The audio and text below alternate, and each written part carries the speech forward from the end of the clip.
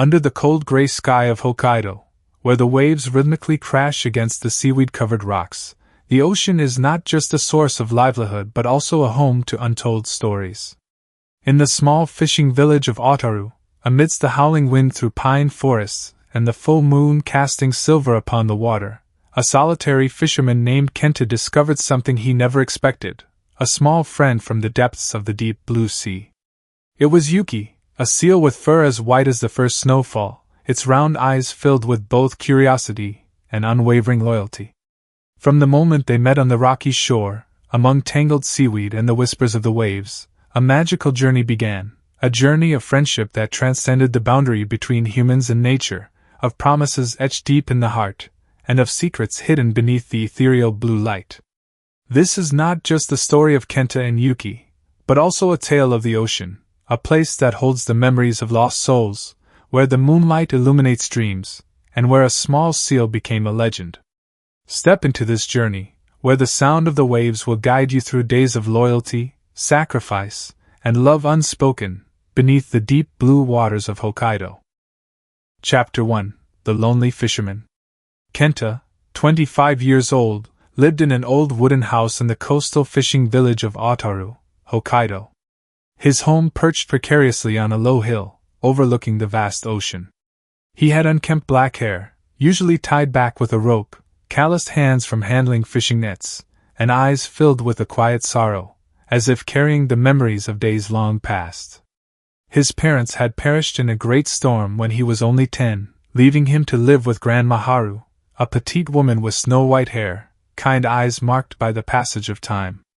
She had once been the village's most renowned net weaver, but now she simply stayed by the hearth, cooking meals and waiting for Kenta to return from the sea. Kenta was not fond of conversation. He avoided gatherings at Old Jiro's sake tavern, where villagers often shared tales of giant fish or spirits lurking beneath the waves. To him, the sea was the only place where he felt truly free, where the crashing waves drowned out the loneliness in his heart.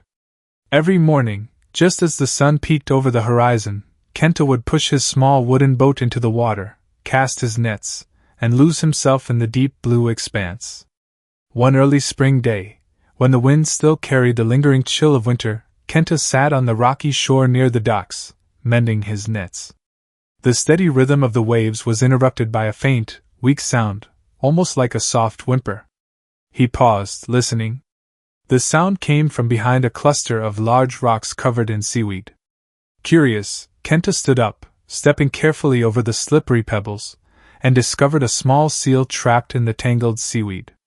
Its silver-white fur shimmered under the pale sunlight, and its round eyes stared at him in panic. Kneeling down, Kenta gently untangled the seaweed, murmuring, "Don't be afraid, I'll help you."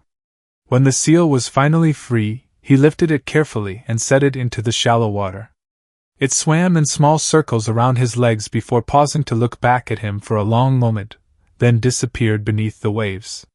For the first time in a long while, Kenta smiled, feeling as if he had found something warm amidst the cold vastness of the sea. Chapter 2: The Friend from the Water. 3 days later, Kenta rowed his boat out to sea as usual. The ocean was calm, with only the soft sound of the oars dipping into the water. Suddenly, he sensed a strange presence. Looking down, he saw the same small seal from before swimming behind his boat, its tiny flippers paddling through the water, creating shimmering ripples. It leaped out of the water, lifting its head as if to greet him, then dove down, leading him toward a fishing spot about 2 kilometers from the docks. Following Yuki's direction, Kenta cast his nets, and before long, he pulled up a heavy catch of mackerel, something rare in recent months, as the fish had grown scarce due to unpredictable weather. On the way back, Kenta sat at the stern of his boat, watching Yuki swim playfully alongside him. He decided to name the little seal Yuki, because its silver-white fur reminded him of the first snowfall in Hokkaido, and because its presence gave him the same quiet peace as snow falling over the sea. From that day on, Yuki became Kenta's unexpected companion. Every morning when he set out to sea, Yuki would appear like a small shadow, sometimes even carrying a fish in its mouth and placing it on the boat as a gift. The villagers began to gossip when they noticed Kenta bringing home bigger catches than usual. Old Jiro, the owner of the sake tavern, laughed heartily. Kenta must be blessed by the sea gods. But Kenta only shook his head, sitting alone on the rocky shore, whispering to Yuki. You're no god, you're just my friend. Chapter 3. The Secret Beneath the Moonlight. On the night of the early summer full moon, Kenta took his rice balls to the rocky shore for dinner, a habit he had learned from his father as a child. The rice was wrapped in bamboo leaves, containing a bit of grilled fish and sour umebashi, carefully prepared by Grandma Haru. The night breeze carried the salty scent of the sea, and the bright moonlight painted the water in shimmering silver. That night Yuki swam closer to shore than usual. But instead of playfully leaping as it always did, it let out strange sounds, not the cheerful calls Kenta was used to, but something more mysterious, like an invitation. Kenta hesitated, feeling as if Yuki wanted him to follow. He removed his outer coat, leaving it on the rocks, then stepped into the icy water. Yuki swam ahead, leading him past sharp rocks to a small underwater cave hidden beneath the cliffs, a place even the village's most seasoned fishermen rarely spoke of. Inside, the water barely reached Kenta's knees, and through a crack in the cave ceiling, moonlight streamed down, illuminating a massive pearl resting among the scattered stones. It was as large as a clenched fist, glowing with a gentle blue light, as if holding the entire ocean within it. Kenta stood still, feeling a sacred energy radiating from the pearl. He reached out, but then stopped, choosing not to touch it. Instead, he turned to Yuki, who was floating silently beside him, and murmured, "This is your secret, isn't it? I'll keep it safe for you." That night, as Kenta lay on his tatami mat, he listened to the wind howling through the wooden shutters. In his dreams, he found himself swimming alongside Yuki in the deep, dark waters, hearing the waves whisper stories of his ancestors, tales of sea spirits, and the unseen bond between humans and nature, a connection he had never truly understood before. Chapter 4. A Stranger from the Mainland. Rumors of Kenta and Yuki spread beyond the pine forests of Hokkaido, reaching as far as Tokyo. One scorching summer day, when the sun burned brightly over the docks, a stranger arrived in the village. Her name was Aiko, a 28-year-old marine researcher with short, dyed brown hair, bright, determined eyes, and a fast-talking voice. She carried a small camera, a thick notebook filled with notes about seals, and a heavy backpack packed with research equipment. Aiko had come to study Yuki, concerned about the dwindling seal population in Hokkaido due to climate change and overhunting. When she knocked on Kenta's door, he was sitting on the porch, mending his fishing nets alongside Grandma Haru. Smiling, Aiko introduced herself. "I've heard about your special seal. I'd like to document it for research. It could help protect its species." Kenta frowned and replied curtly, "Yuki is not an experiment." He turned away, continuing his work. But Aiko didn't give up. She stayed in the village, renting a small room at Old Jiro's Inn, and came to the docks every day, patiently observing Kenta from a distance. She spent time talking with Grandma Haru, helping her weave fishing nets, and sharing stories about her research expeditions in Okinawa, like the time she rescued a sea turtle caught in a fishing net. Slowly, Grandma Haru softened toward her. One evening, she told Kenta, "That girl isn't bad, Kenta. She only wants to help." Eventually, Kenta relented, but with a condition. "You mustn't disturb Yuki too much. If it gets scared, I won't let you film anymore." Aiko nodded, and in the days that followed, she accompanied Kenta to sea, quietly recording Yuki as it swam. She was amazed by its intelligence, the way it guided Kenta to rich fishing spots, the way it interacted with him as if they shared an unspoken understanding. Through the lens of her camera, Aiko began to see Kenta in a different light, not just as a quiet fisherman, but as someone deeply attuned to the ocean, carrying a connection to the sea that few could ever truly understand. Chapter 5. Signs of the Storm. Winter arrived earlier than usual, bringing heavy, dark clouds over the skies of Otoru. Cold winds howled through the village, making the Norin curtains in front of the sake shop flutter restlessly. The villagers grew uneasy as small storms frequently disrupted fishing trips. Kenta still went to sea every day, but he noticed something troubling. Yuki had not appeared for 3 days. Standing at the dock, he gazed out at the vast ocean, his heart heavy with worry. Grandma Haru took his hand, her voice trembling. "Don't go out to sea, Kenta. You'll end up like your parents." Memories of his childhood resurfaced, the sound of his mother's screams in the storm, his father's hand desperately clutching the boat before being swallowed by the waves. But the fear of losing Yuki outweighed his own fears. He whispered, "I have to find it, Grandma." One afternoon, as thick storm clouds gathered, Kenta put on a raincoat, secured himself to his small boat with safety ropes, and rowed out despite Aiko and the villagers' protests. The wind roared, and towering waves threatened to capsize the boat. After nearly an hour of battling the turbulent waters, Kenta finally spotted Yuki, trapped in an old drifting net, its small flippers bleeding from struggling. Without hesitation, he plunged into the freezing sea, his hands trembling as he cut away at the tangled ropes. A massive wave crashed down, shattering his boat into pieces. In that desperate moment, Kenta clung tightly to Yuki, the icy cold seeping into his bones. Suddenly, a faint blue light appeared beneath the waves, like an unseen hand guiding them back to shore. When Kenta regained consciousness on the rocky shore, Yuki lay beside him, breathing weakly but still alive. Tears mixed with the seawater on his face as he held the seal close. "You're not leaving me, Yuki."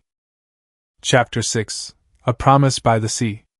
After the storm, Kenta told Aiko about the hidden cave and the glowing pearl.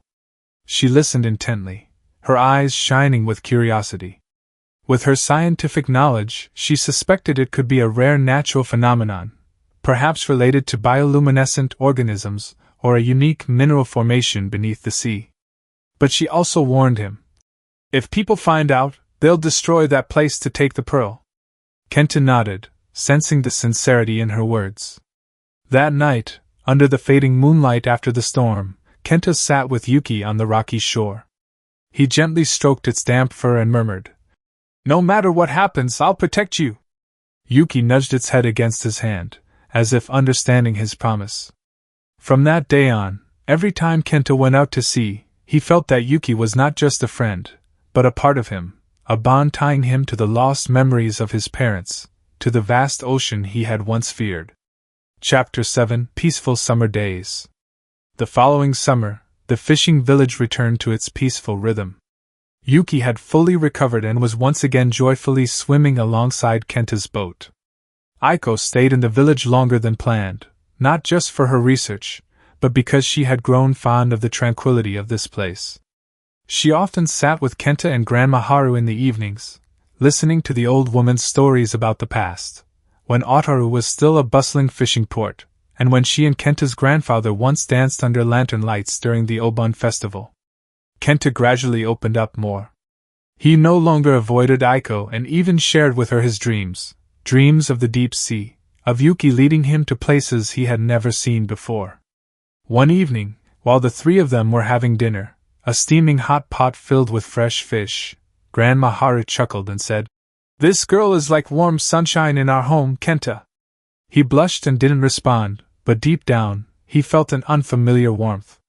Chapter 8. Thieves in the Night. Rumors about the pearl did not stop at the village. One day, 3 strange men from Sapporo arrived. They were tall, dressed in black coats, carrying nets and daggers, claiming to be antique dealers. They asked around about Kenta, but he avoided them. That night, while Kenta and Yuki were sitting on the rocky shore, the men sneaked into the hidden cave. Yuki was the first to notice and rushed to stop them, but a spear struck its shoulder. Its painful cry echoed through the cliffs, making Kenta bolt toward the cave. Grabbing a wooden stick, he shouted, "Get out of here!" A brief scuffle broke out. Kenta took a blow to the shoulder, but he fought with everything he had to protect Yuki, forcing the men out of the cave. They fled when they heard the villagers approaching, but Yuki lay motionless, its blood staining the rocks. Kenta carried Yuki home, begging Aiko to help. She took out her medical kit, her hands trembling as she stitched the wound, but Yuki did not wake up. Kenta sat beside it all night, silent tears falling. "Don't leave me, Yuki!" Chapter 9: A Plea at the Hidden Cave. In his desperation, Kenta ran to the cave at midnight. The cold wind howled, carrying the scent of the sea. He knelt before the pearl, his fists clenched. "If the sea has a soul, please save Yuki. It's all I have left." His voice broke as he spoke, as if he were pleading with his parents beneath the waves. Suddenly, a strong gust of wind rushed through the cave, making the pearl glow brilliantly. A soft blue light spread, blanketing the entire village for a brief moment. The next morning, Kenta returned home to find Yuki's eyes open. Its wound had miraculously begun to heal, as if it had never been injured. The villagers whispered about a sea spirit, but Kenta only hugged Yuki tightly and murmured, "Thank you for staying with me." A few days later, when he returned to the cave, the pearl was gone, leaving only an empty, silent space. Kenta believed that it had sacrificed itself to save Yuki. Chapter 10: The Years Together. Time passed, and Kenta and Yuki continued their days together. Aiko stayed in the village and opened a small seal conservation center near the dock, with Yuki as the main character, inspiring the children of the village. Kenta was no longer a lonely fisherman. He talked with the villagers, joined the Obon festival, and even learned to smile more. Yuki grew older. Its small fins were no longer as agile, but it still swam alongside Kenta's boat every day, though more slowly. One autumn afternoon, as the sun blazed red over the sea, Yuki swam up to Kenta on the rocky shore. It nudged its head against his hand one last time, its round eyes gazing at him as if saying goodbye. Then, it closed its eyes and slowly left the world in his arms. Kenta wept, his tears falling onto Yuki's silver fur. He buried it by the rocky shore where they had first met, placing a small stone engraved with the name, Yuki, on its grave. "Thank you for giving me a family," he whispered, his voice trembling. Chapter 11: The Journey Continues. After Yuki's passing, Kenta no longer went out to sea alone. His small wooden boat remained tied at the dock, covered in a thin layer of dust and seaweed from the gentle waves lapping against it. Every morning, he stood on the rocky shore, gazing at the sea, his eyes filled with quiet sorrow as if searching for Yuki's presence among the waves. He no longer heard the splash of small fins or the cheerful calls of his closest friend, but deep in his heart, he felt that Yuki was still there, perhaps beneath the deep blue waters, perhaps in the dreams he had each night. Aiko became Kenta's greatest source of support during those days. She did not leave the village as she had originally planned. Instead, she chose to stay, making the small seal conservation center a part of her life. Kenta's wooden house was now often filled with the sound of Aiko's laughter as she told stories about newly rescued seals or the clatter of pots as they cooked together on cold winter nights. Grandma Haru, though growing weaker, still enjoyed sitting on the porch, watching Kenta and Aiko work side by side. One day, she took Aiko's hand and whispered, "You are the light this house has needed since Kenta's parents left." Aiko blushed, while Kenta remained silent, but the slight smile at the corner of his lips did not escape Grandma Haru's notice. Aiko's conservation center gradually became a favorite place for the village children. They ran and played around the small pools where injured seals were cared for before being released back into the ocean. Kenta, though not much of a talker, often sat by the pools, telling the children stories about Yuki, how it led him to great catches, how it saved him during the storm, and how it left under the autumn sunset. The children listened with wide eyes, and one boy named Taro, Jiro's son, once asked, "Uncle Kenta, do you think Yuki was a sea god?" Kenta shook his head and replied in a quiet voice, "No, it was just my friend. But it was more special than any god." In the following years, Grandma Haru's health declined. One winter morning, as thick snow blanketed the fishing village, she called Kenta to her bedside. She took his hand, her frail fingers trembling. "You've done well, Kenta. I'm proud of you, and so are your parents." She handed him an old fishing net, the one she had woven since he was a child, its sturdy knots tied with all the care and love she had. "Keep it, as you keep your family," she said, then closed her eyes, passing away in the quiet hush of falling snow. Kenta did not cry, but he sat beside her all night, holding the net tightly, his heart heavy as the deep sea. After Grandma Haru's passing, Kenta and Aiko continued their work at the conservation center. They rescued dozens of seals trapped in nets or washed ashore, releasing them back into the sea under the watchful eyes of the villagers. Kenta often stood on the rocky shore, watching the seals swim away, and whispered to himself, "Yuki, do you see this? I'm doing what you wanted." He was no longer alone. Aiko was not just a friend, she had become an irreplaceable part of his life, like sunlight piercing through the cold winter days of Hokkaido. Kenta lived to the age of 70, his hair turning as white as Yuki's fur had once been, his hands no longer strong enough to haul in fishing nets. One spring night, as cherry blossoms from the small village trees began to bloom, he sat on his familiar rocky shore, gazing at the sea. The night wind carried the scent of salt, and he felt a strange, warm breeze pass through his silver hair. He heard the waves crashing, but within them, he could almost hear Yuki's joyful cries, just like the first day they met. Kenta smiled, closed his eyes, and peacefully passed away in his sleep, the old fishing net of Grandma Haru still resting in his hands. Chapter 12. The Legend Lives On. Kenta's passing did not cast a shadow of sorrow over the fishing village. Instead, it felt like the perfect ending to the story he had written with Yuki. The villagers held a small funeral by the beach, where he had once sat mending nets and talking to Yuki. They placed a large stone beside Yuki's grave, engraved with the words, "Kenta and Yuki, friends of the sea." Aiko stood there, holding her old notebook, silent tears falling as the waves crashed against the shore, a farewell song from the ocean. After Kenta's death, Aiko continued her work at the conservation center. She wrote a book titled, "The Seal Beneath the Blue Waters," recounting the journey of Kenta and Yuki, from their first meeting on the rocky shore to their final moments under the autumn sunset. The book was not just a tale of friendship but also a call to protect the ocean and its creatures. It was published in Tokyo, spread across Japan, and was even translated into multiple languages. Children in Otaru, especially Taro, now grown into a fisherman, often carried the book to school, reading it aloud to their friends and proudly declaring, "This is a true story from my village." Aiko's conservation center grew into a renowned site in Hokkaido.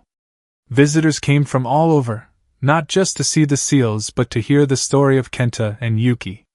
Aiko had a small wooden statue built near the rocky shore, a carving of Kenta sitting in his boat, with Yuki swimming beside him, its round eyes gazing up at him.